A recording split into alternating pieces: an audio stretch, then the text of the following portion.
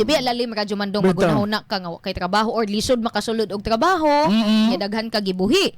Mao nang karong adlaw radyo man dong kay Yes, alas day. 8:55 naman, ang kini di ang jobs fair nga ay dire kanisa ay kuan dinis buhangin Gaisano Grand Buhangin. City Gate Mall, tama ba? Ayan. Diya sa May Milan. Sa May Milan. Oo, nagsugod alas 8. Karon lang yung buntag. Karang butag, Oo. nag-agri na ron.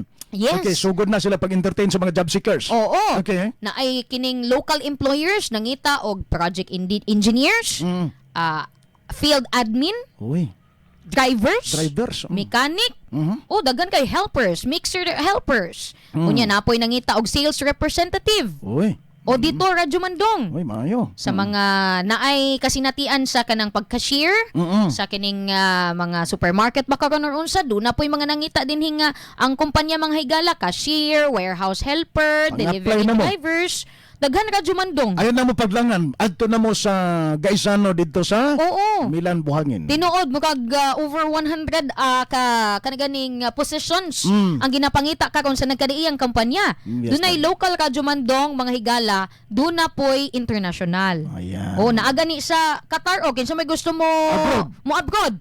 Trainer, nutrition specialist, laborer, Kana, helper technical.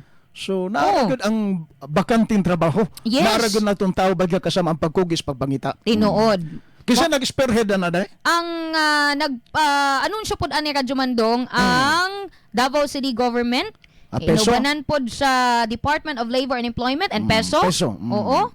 And Department of Migrant Workers. Ayan. Oo, kita nato din hino ang ilahang anunsyo mga higala. So sa mga nangita og trabaho, daghan ganita nakita kikipost man ni nato social media Radyo Mandong. Best day. Gipang mention nila ang ilahang mga kaila. Kaila. Nga na Oo. ay kuan karon jobs fair. Yes.